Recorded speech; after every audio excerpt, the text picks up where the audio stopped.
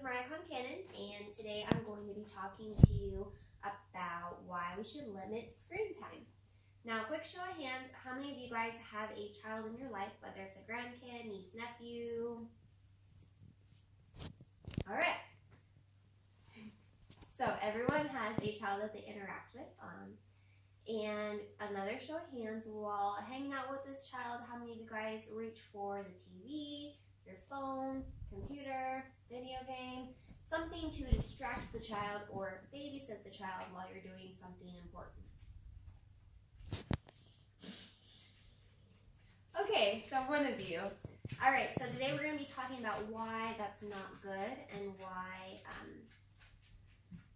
the outline is what is screen time, why is screen time bad, how it affects a child's brain development, and then the conclusion, so what we all can do to lessen screen time in a child's life.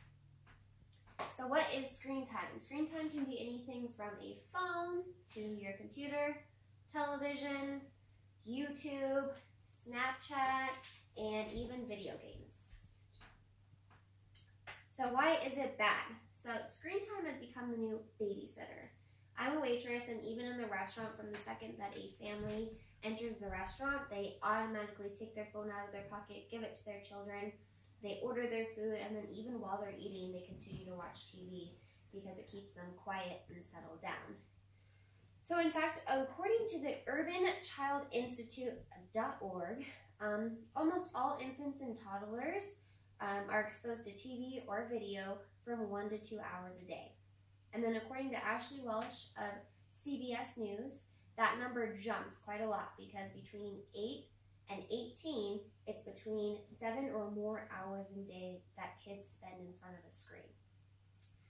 Spending this much time in front of a screen can lead to a lot of different things such as ADHD, obesity, insomnia, and slower brain development. So ADHD. So the high use of screen time can lead to a higher risk. There was a study done by Leonard Sachs.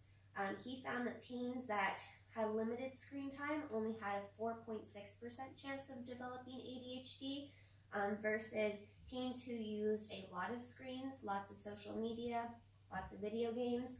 They had a higher frequency of developing ADHD, and it more than doubled to 9.5%. Obesity. Because of screens, children spend more time indoors. And then also, according to Dr. Tara Narula, when children are watching TV, they tend to snack. And because they're watching TV, they're distracted and they're actually tuning out of like their real world, and they don't actually listen to their body that sends signals when they're full. Insomnia. So the actual blue light from a screen, your phone, computer, television, it affects a child's ability to fall asleep, and it also affects the way that they sleep. There was a study done by researchers at Brigham at the Women's Hospital in Boston.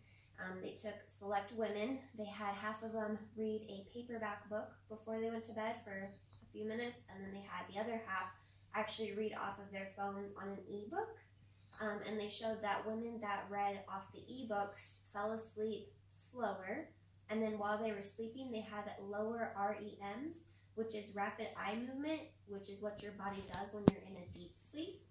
And then it also showed that the women that read the e-books, when they woke up, they didn't feel as fully rested, even though they had slept about the same amount of time as the others. So how can it affect a child's brain? According to Dr. Mercola, children aged between 9 and 10 years old who are exposed to 7 hours or more, which is average, a day, exhibit premature thinning of the brain cortex. And then cognition can also be affected, even from something as little as 2 hours of screen time a day. Children do not learn from screen time. They actually need real-world interaction. So if you take a child that's never played with Legos, unless it was playing with Legos on like a video game, and you took them out of that and put them in a real-world situation with Legos, it's hard for them to process the information that they've learned from the screen into a real-world situation. And then apps are actually designed to be addictive. And because children are more susceptible to addiction, they tend to develop that addiction a lot more than adults. So this is two different pictures. This is a child's brain normally, and then this is a child that is exposed to a lot of TV, so it's got a lot of sensory deprived. It just doesn't develop the same amount of way. And so what do we do now? Because media is such a big part of today's society, it's hard to cut screen time completely out of a child's life. And screen time doesn't always have to be bad. It's good for children to interact with family or friends that don't live near them. It's good to introduce them to new ideas, provide health information for them, and it connects them with the current events going on in the world. But as adults, parents, people that are in children's lives, we need to become more of a media mentor. So we need to limit screen time. In order to become a screen monitor for the children involved in your life, you need to encourage them to play outside more. Tell them stories that involve imagery and allows them to access their imagination as they tend to picture it while you're describing it. Set media-free zones in the house, such as the dining room while you guys are sitting down to eat, and then bedrooms before they go to bed or when they're in there and they need to be playing with toys. Set limits on their screen time and allow them that set amount of time each day and then stick to it. It says between every age there's a different set amount of time that children need to have, but anywhere between 30 and 45 minutes is more than enough for any child at any age.